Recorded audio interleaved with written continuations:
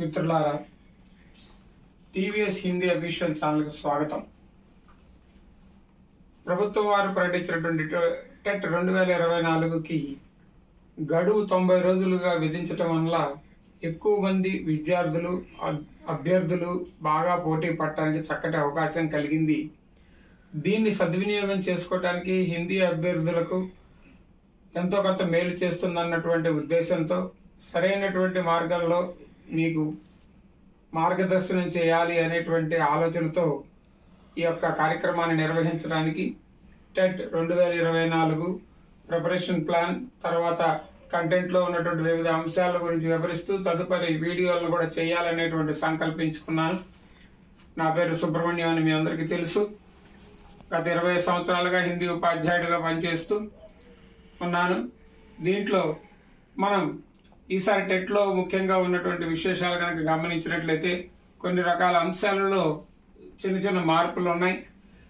Particular గా హిందీ వాళ్ళకి మిగతా వాళ్ళకి ప్రిపరేషన్ లో తేడా ఉంటుంది అనేటువంటి విషయాన్ని మనం ఏ విధంగా దాన్ని సౌకర్యవంతంగా చేసుకోవాలి, దాన్ని ఏ విధంగా మనం పరీక్ష పేపర్ వరకు తీసుకువెళ్లి సరైన విధంగా దానిని ముందుకు తీసుకెళ్లాలనేటువంటి ఆలోచనతో ఈ కార్యక్రమాన్ని తీసుకోవడం జరిగింది. ముఖ్యంగా ఈ ప్రిపరేషన్ లో కనుక చూసినట్లయితే మనకి టెట్ పేపర్ లో ఉన్నటువంటి దీంట్లో బాగా చూసుకోవాల్సింది ఏంటంటే రాయవలసినటువంటిది పేపర్ 2A గా రాయాల్సి ఉంటుంది. ఎందుకనగా టెట్ లో భాషా అభ్యర్థులకు కేటాయించబడినటువంటి సబ్జెక్టులని మాత్రమే, అంటే మ్యాథమెటిక్స్, సైన్స్, సోషల్ రాయకుండా కేవలం ఏ భాషా అవకాశం ఉన్నాడు అంటే తెలుగు వారు తెలుగు, హిందీ వారు హిందీ, సాంస్క్రిట్ వారు సాంస్క్రిట్, ఉర్దూ వారు ఉర్దూ రాసుకునే విధంగా డిజైన్ చేయబడినటువంటి సబ్జెక్ట్ ఉన్నటువంటి పేపర్ ఏంటంటే పేపర్ 2A.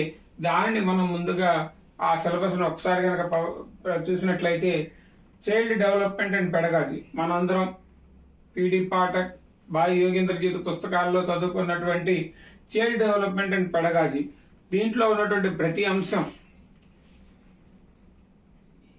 మనం బాగా గుర్తు పెట్టుకోవాల్సిన ఏంటంటే ఆ టెక్స్ట్ బుక్ లో ఉన్న అంశాలకి ఇక్కడ వీటిలో ఉన్న అంశాలన్నీ కూడా తెలుగు అకాడమీ ద్వారా నిర్ణయించినటువంటి ఇంగ్లీష్ మీడియం విద్యార్థులకు నిర్ధారించబడినటువంటి పాఠ్యక్రమం ఆధారంగా వస్తాయి తప్ప మనం చదువుకున్నటువంటి వాటిలో ఉన్న అంశాలను కొద్ది కొద్దిగా తీసుకుని వాటి యొక్క వొకాబులరీ అంటే భాషా పరిజ్ఞానాన్ని పెంచుకుంటే తప్ప వీటిని జవాబు ప్రశ్నాపత్రం అంతా హిందీలో ఉంటుంది.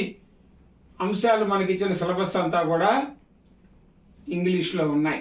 కాబట్టి ఈ రెండింటి యొక్క పరిజ్ఞానాన్ని మనం భాషా పరిజ్ఞానాన్ని అంతా మనం ఎక్స్పీరియన్స్ గా తీసుకొని సక్రమంగా కానీ చదువుకుంటే ఇక్కడ 30 మార్కులకు 30 ప్రశ్నలు ఇవ్వబడతాయి. అదేవిధంగా లాంగ్వేజ్ 1 లో అంటే మీ దీంట్లో child development and pedagogy, psychology మొత్తం కాకుండా కొన్ని అంశాలకు మాత్రమే పరిమితమయ్యారు. మీరు కనుక టెట్ సిలబస్ చూసినట్లయితే దాంట్లో అన్ని విషయాలు కూడా కూలంకషంగా మనకి ఇవ్వబడ్డాయి.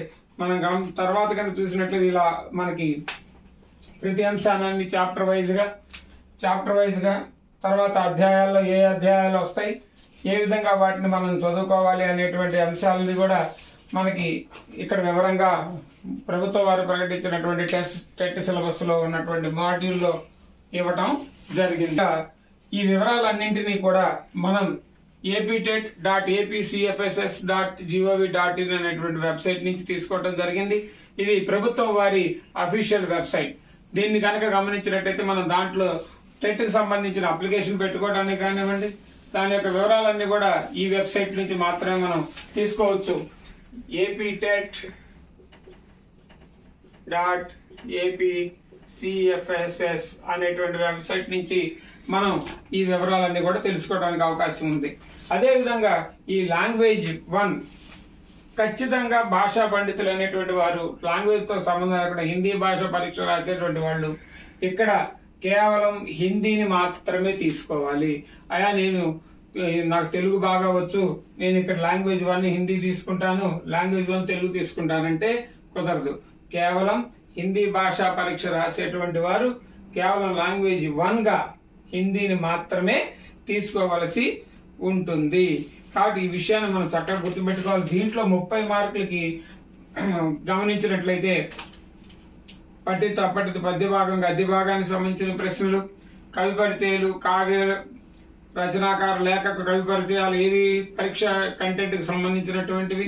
10వ తరగతి లోపు ఉన్నటువంటి వర్ణమాల, స్వర్, వ్యంజన్, वर्ण विच्छेद अक्षर, संयुक्ताक्षर, द्वित्वाक्षर, शब्द भेद, शब्द ध्वनिया, शब्द रूप, परिवर्तन के आधार पर विकारी और अविकारी शब्द, व्याकरण, वचन, लिंग, कारक, काल, विराम चिन्ह, संधि, समास, समानार्थी, विलोम शब्द, भिन्नार्थी, मुहावरे,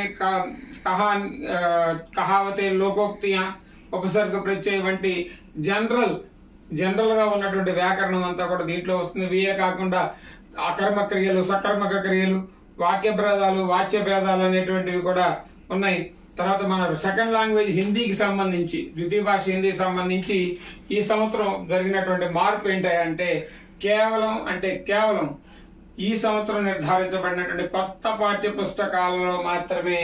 అంటే మీరు గనక గమనించినట్లయితే 6వ తరగతికి కేటాయించినటువంటి లహర్ 1, 7వ తరగతికి సంబంధించినటువంటి లహర్ 2, 8వ తరగతి సంబంధించినటువంటి లహర్ 3, అదే విధంగా 9వ తరగతికి సంబంధించి స్పర్శ, సంచయన్ అనేటువంటివి తీసుకోవాలి.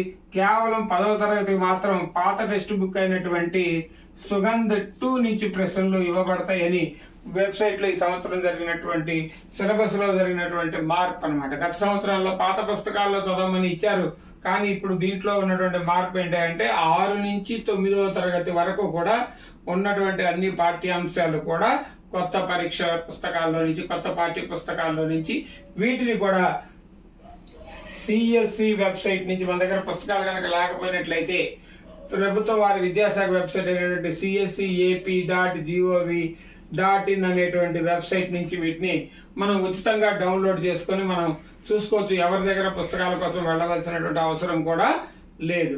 అదే సందర్భంలో ఇక్కడ లాంగ్వేజ్ 3 10వ తరగతి స్థాయిలో ఉన్నటువంటి ఇంగ్లీష్ భాషా పరిజ్ఞానం అంటే వొకాబులరీ, నౌన్స్, ప్రొనౌన్స్ లాంటివన్నిటిని కూడా ఇక్కడ ఇవ్వటం జరుగుతుంది. ఇవి కూడా 30 మార్కులు, ఈ 3 కలిపి 90 మార్కులు కాగా, ఇక్కడ లాంగ్వేజ్ 2 కింద ఇచ్చినటువంటి దాంట్లో ఉన్నటువంటివి లాంగ్వేజ్ లో హిందీకి సంబంధించినటువంటి మొత్తం లిటరేచర్, అదే విధంగా లిటరేచరు మరియు 48 మార్కులకి లిటరేచరు మరియు పాఠ్యాంశాలు, 12 మార్కులకి హిందీ మెథడాలజీ ఇవ్వటం జరుగుతుంది. హిందీ మెథడాలజీ అంటే భాషా శిక్షణ. హిందీ వారికి ఈ భాషా శిక్షణలోంచి 12 మార్కులు ఇవ్వబడతాయి 60 మార్కుల్లో.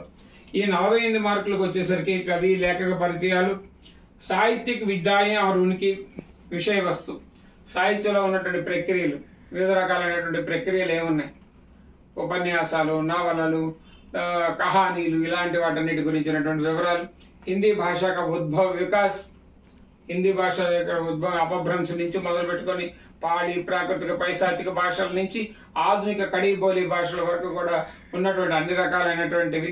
తర్వాత హిందీ ఏ ఏ క్షేత్రాలలో వికసించింది, వ్రజ భాష, వ్రజ కేంద్రంగా ఉన్నటువంటి అవధి భాషలు, ఇలాంటి వాటి యొక్క భాషలు, ఉపభాషలు, వాటి యొక్క బోలియా, అసలు భాష అంటే ఏంటి, విభాష అంటే ఏంటి, బోలియా ఏంటి అనేటువంటి విషయాల్ని, అదేవిధంగా కావ్యశాస్త్రం, భారతీయ కావ్యశాస్త్రానికి సంబంధించినటువంటి అలంకార శాస్త్రానికి సంబంధించిన రసచంద భేదాల గురించి కూడా ఇక్కడ మనకు ప్రశ్నలు ఇవ్వబడతాయి.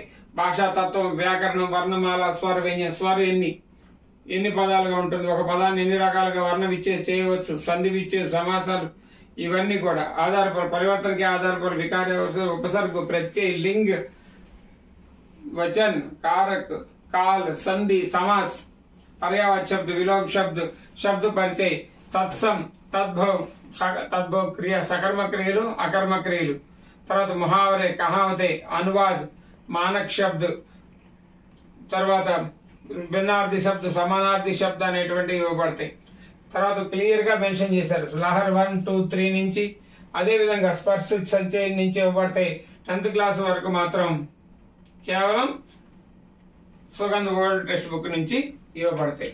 దీంట్లో మనం బాగా స్కోర్ చేసుకోవడానికి అవకాశం ఉన్నటువంటి 60 మార్కులకు సంబంధించిన ప్రశ్నలు, విస్తృతమైనటువంటి భాషా పరిజ్ఞానాన్ని, అదే విధంగా విస్తృతమైనటువంటి హిందీ సాహిత్యం యొక్క ఇతిహాసాన్ని, చరిత్రను గురించి కూడా ఇస్తాం.